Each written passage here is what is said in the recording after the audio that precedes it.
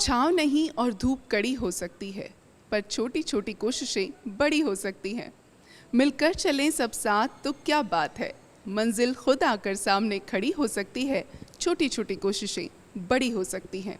न सोच अब तक क्या दिया इस देश को, न सोच अब तक क्या दिया इस देश को, शुरुआत की कोई भी घड़ी हो सकती है। छोटी छोटी कोशिशें बड़ी हो सकती हैं। आज है 5 जून, जिसे जाना जाता है पर्यावरण दिवस के नाम से, और इसकी शुरुआत हुई थी साल 1973 में, जहां पर पर्यावरण दिवस को मनाने का फैसला लिया गया था। और उस दिन से लेकर आज तक इस दिन को बहुत ही धूमधाम से मनाया जाता है। और इसका जो उद्देश्य है वो ये है कि ज़्यादा से ज़्यादा लोगों को अपनी पृथ्वी के बारे में, अपने ग्रह के बारे में, उसकी सुरक्षा के बारे में जागरूक किया जा सके। और इसीलिए लाखों लोग इस कार्यक्रम में हर साल हिस्सा लेते हैं। और इसीलिए हम कहीं ना कहीं अपनी पृथ्वी को बचाने के लिए लोगों को जागरूक करते हैं, ताकि लोग ये समझें कि हमारा ग्रह हमारे लिए कितना इम्पोर्टेंट है।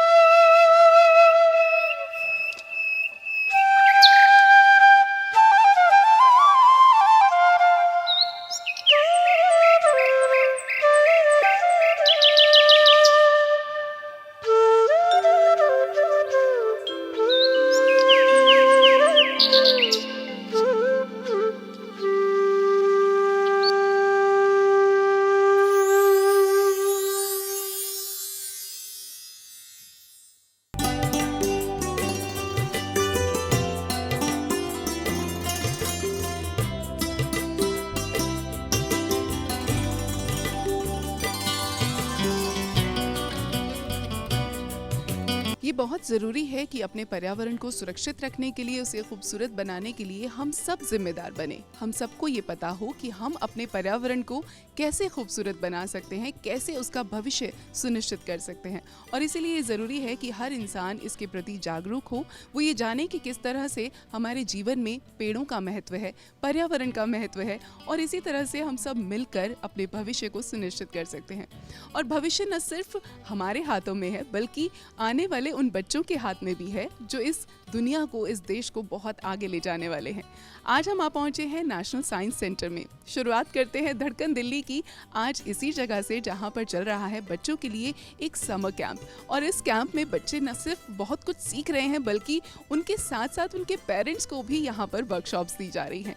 तो आइए चलते हैं, धड़कन दिल्ली की दिख रहे हैं आप, मैं हूँ आपके साथ रेखा दिल्ली वाली। तो ले चलते हैं आपको नेशनल साइंस सेंटर के अंदर, जहाँ पर हम आपको दिखाने वाले हैं कि यहाँ पर किस तरह से अलग अलग तरह की वर्कशॉप्स का आयोजन किया जा रहा है।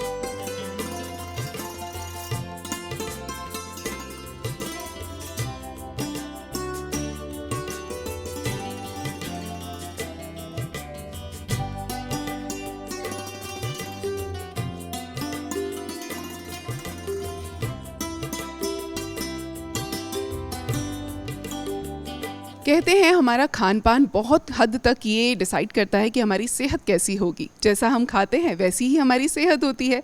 और अगर हम इस बारे में जागरूक नहीं हैं, अगर हमें नहीं पता कि हमें कब, क्या और कैसे खाना चाहिए, तो यकीनन हम अपनी सेहत को जाने अनजाने ख़राब कर लेते हैं। और अपनी सेहत का ख्याल कैसे रखें, इस पर चल रही है नेशनल साइंस सेंटर में एक ख़ास वर्कशॉप, जो कि पेरेंट्स के लिए रखी गई है ख़ास तौर पर।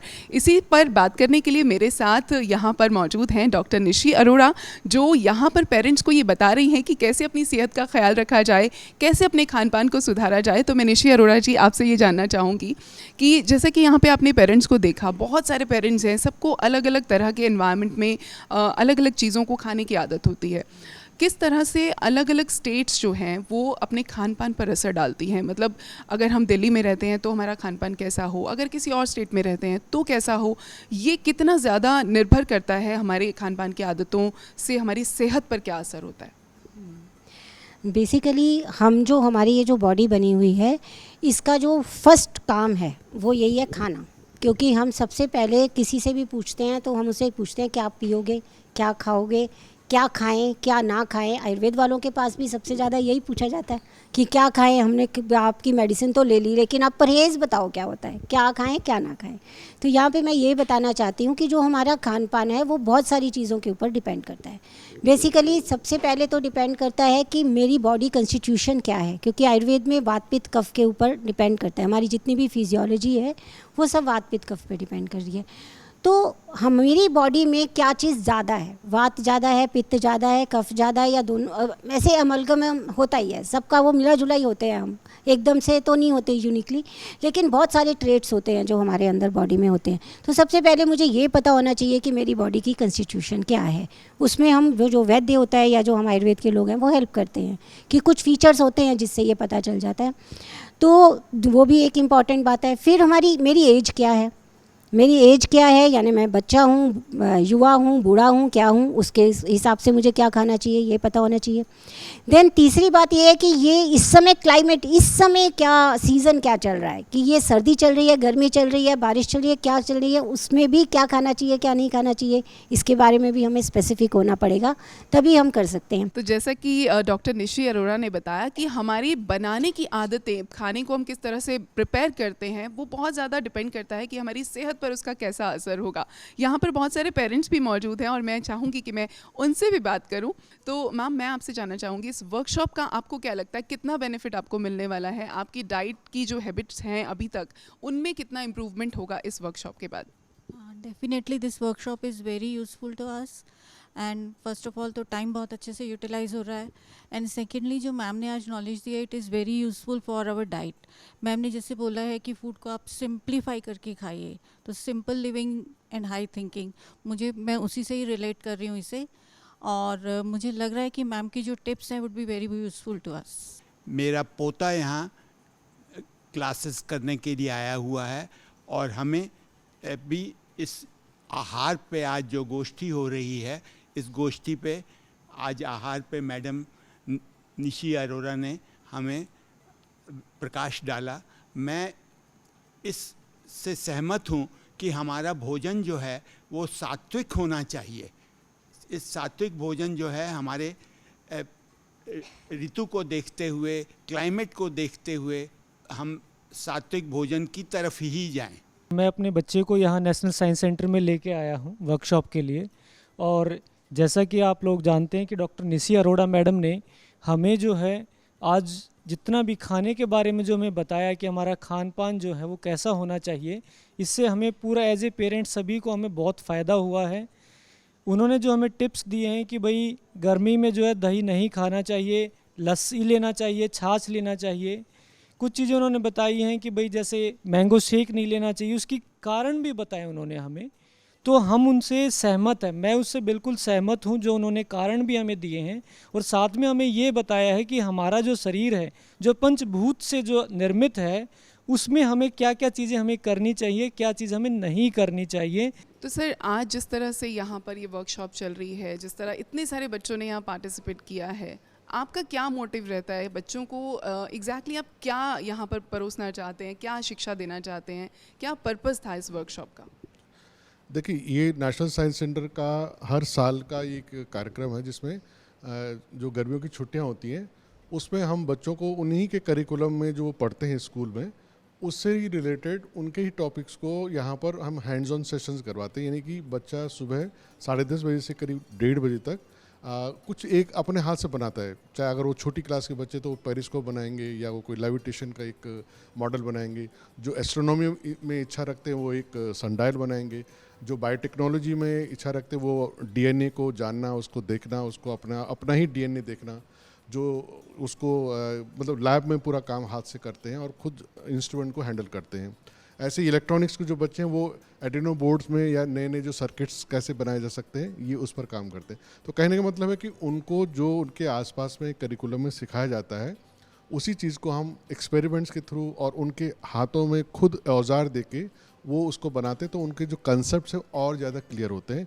यही इस वर्कशॉप कराने का मेन ऑब्जेक्टिव है। जिस तरह से आप बच्चों को इतने तल्लीनता से मैंने देखा कि सिखा रहे थे, इतने छोटे बच्चों को साइंस की नॉलेज देना, टॉय मेकिंग, वो भी रोबोटिक टॉय, कुछ ना कुछ इस तरह का आप सिखा रहे थे, तो इसमें किस तरह से मुश्किलें आती हैं और बच्चे कितना इंटरेस्ट लेते हैं इन चीज़ों में? जी, ये हम लोगों ने इतना आसान बनाया इन कोर्सेज़ को कि बच्चे बहुत खुशी से सीखते हैं। बहुत सारी चीज़ें हम लोग बुक्स में पढ़ते हैं, लेकिन अगर उसको देख लें, उसका मॉडल बना लें तो जीवन भर शायद वो भूले ना। तो ऐसे बच्चों को हम लोग बहुत सारे एक्सपेरिमेंट कराते हैं और बहुत से जो मटेरियल्स है बहुत ही लो कॉस्ट हम लोग यूज़ करते हैं, वो घरों में भी आसानी से मिल जाते हैं। तो इसको बना करके वो साइंस के डिफरेंट प्रिंसिपल्स को समझ सकते हैं, और जिसमें हम लोग बताते हैं किस तरह से मैग्नेट का इस्तेमाल करके कुछ नए जो प्रोजेक्ट बना सकते हैं। इसके अलावा किस तरह से मैग्नेटिक जो लेविटेशन है, ये आज हम लोगों ने बताया कि कैसे बच्चे समझ सकते हैं कि मैग्नेटिक जो लेविटेशन के द्वारा हम लोग डिफरेंट मैग्नेट्स के इस्तेमाल कैसे उसमें किया है और हमारा किस तरह से वर्किंग मॉडल बना, वो सभी चीज़ें उसमें हम लोगों ने दिखाया। जैसे बुलेट ट्रेन भारत में आने वाली है, तो थोड़ा सा बुलेट ट्रेन का हम लोगों ने रेफरेंस देकर ये मॉडल उनको बनवाया है। इसके साथ ही साथ इलेक्ट्रिक मोटर ये भी हम लोग बनवाते हैं, क्योंकि हम लोग मोटर का इस्तेमाल घरों में मुख्यतः पानी को ऊपर टैंक तक पहुंचाने के लिए करते हैं। पंखे में मोटर का इस्तेमाल होता है, बहुत जगहों पर होता है। वो भी बच्चों को बेसिक जो इलेक्ट्रिक मोटर है बनवाते हैं, वर्किंग रहता है, वो चलता है। इसके अलावा पेरिस्कोप बनवाते हैं, ये एक डिवाइस है जिससे हम लोग देख सकते हैं, और ये सबमरीन्स वगैरह में ज़्यादा यूज होता है। और इसके अलावा एक हम लोग इल्यूमिनेटेड टनल भी बनवाते हैं, एंडलेस टनल। उसमें आप देखेंगे तो उसका जो अंतिम छोर वो पता नहीं लगेगा, बहुत बड़ी सुरंग, लेकिन वो रहेगा छोटा सा मॉडल।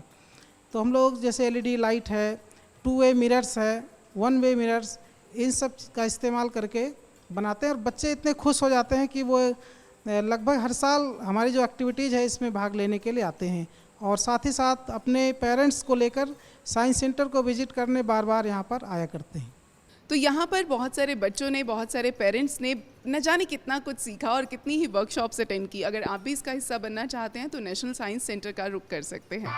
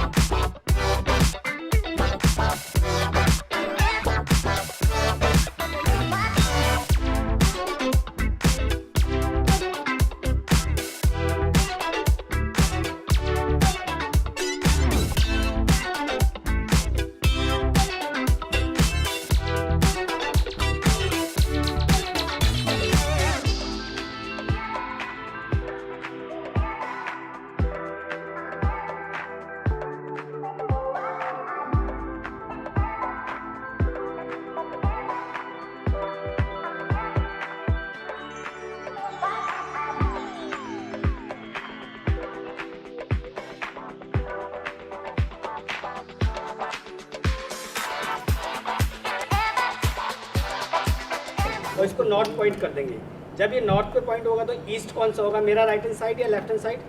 राइट। अभी इसको ऐसे रखा हुआ है नॉर्थ, तो दिस इज ईस्ट। तो यहाँ में सन होगा तो शेडो कहाँ बनेगी, यहाँ। तो ईस्ट में जब सन है तो शेडो वेस्ट में पड़ रही है, तो यहाँ पर टाइमिंग आएंगी AM, starting from 6 AM, 7 AM, 8 AM, 9 AM, 10, 11, 12 नून। और यहाँ पे टाइमिंग आएंगी PM। तो 6 AM to 6 PM तक आर्ली मार्किंग भी कर लो। इस बात का ध्यान रखना, सनडायल को ऐसे रखोगे, दिस इज नॉर्थ, तो आपके लेफ्ट हैंड साइड में यहाँ पर मार्किंग AM होनी चाहिए, राइट हैंड साइड में PM होनी चाहिए। अगर ऐसे रखा हुआ है तो राइट हैंड साइड में AM होगी, लेफ्ट हैंड साइड में PM होगी। Got it? आज हम लोग हैं नेशनल साइंस सेंटर दिल्ली में, जहाँ पे आज हमको सनडायल की एक्टिविटी कराई जाएगी। इस सनलाइट के एक्टिविटी में हमको एक ब्रास की रॉड को 28.5 डिग्रीज के एंगल पे सेट करना है, जिससे हमको नॉर्थ तरफ पे पॉइंट करना है। इससे क्या होएगा, हमको AM और PM का आइडिया लग जाएगा और हमको दिल्ली का टाइम पता लगेगा, दिल्ली का लोकल टाइम पता लगेगा। आज हम लोग नेशनल साइंस सेंटर दिल्ली में है, जहाँ पे हमारे समर कैंप में आज हमको सन डायल बनवाया गया है। हाँ, हमको इस ब्रास की रॉड को 28.5 डिग्री पे रखना है कि जिससे हमको दिल्ली का लोकल टाइम पता चले। हेलो एवरीबॉडी, आज मैं नेशनल साइंस सेंटर में आई हूँ हॉबी कैंप के लिए। तो इसमें हमने एक सन डायल बनाया है आज, जिससे हम टाइम को मेजर कर सकते हैं, जिससे हमें पता चलेगा एक लोकेशन में क्या टाइमिंग हुई है। सो यहाँ पे हमने 2 कार्डबोर्ड पीसेस को यूज़ किया है और उससे हमने यहाँ पे प्रोट्रैक्टर से हमने मेजरमेंट्स लिए हैं और एक वायर के ज़रिए हमने उसे एक तरीके से उससे हम शैडो जब पड़ेगा लाइट से तब हम पता कर सकते हैं कि क्या टाइम हो रहा है। तो उससे हमें बहुत इजीली हम टाइम को नाप सकते हैं। हम लोग आज एक सनडायल बनाए हैं और इससे हमें टाइम पता चलता है। तो इन द ओल्डन टाइम्स जब क्लॉक सब नहीं होता था तो आदमी लोग ऐसे सनडायल बनाते थे एंड विद द शैडो वो लोग they would get to know about the time. तो ऐसे हमें 2 कार्डबोर्ड पीसेस लिए, फिर एक प्रोट्रैक्टर और पेंसिल के साथ हमें मार्किंग्स बनाए इधर। उसके बाद फाइनली डक्ट टेप से दोनों को सटाए, फिर उसके बाद में एक गोल्डन रॉड ऐसे इंसर्ट किए और फिर एक हमारा सनडायल बन जाता है।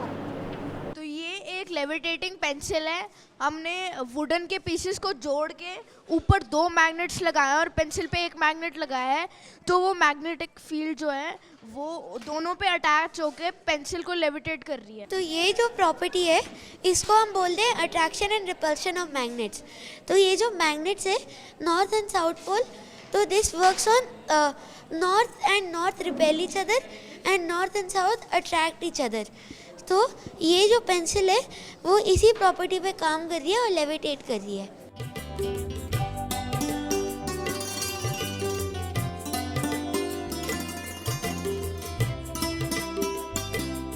और यहाँ पर इस वक्त हम पहुँच चुके हैं एक ऐसी जगह पर जहाँ पर बच्चों को सिखाया जा रहा है साइंटिफिक टॉय मेकिंग। और यहाँ वो क्या क्या सीख रहे हैं, चलिए हम खुद बच्चों से ही जानते हैं। मेरे साथ हैं इस वक्त अक्षत, और अक्षत इस वक्त क्या बना रहे हैं? अक्षत आप बताइए। यहाँ पे हमने बनाया है एक स्पीकर फ्रॉम वेस्ट, जिसमें हमने काफ़ी सारी चीज़ें यूज़ की है, जैसे कि हमने कॉपर कॉइलिंग यूज़ की है, वेस्ट बॉटल के ढक्कन और वेस्ट बॉटल के पार्ट्स यूज़ किए हैं, और हमने पेपर प्लेट्स यूज़ की है। ये जो हमारा स्पीकर है ये वर्क करता है Faraday's concept of electromagnetic induction. आइए देखते हैं कि ये वर्क कैसे करता है। हेलो हेलो बोलो। Hello hello.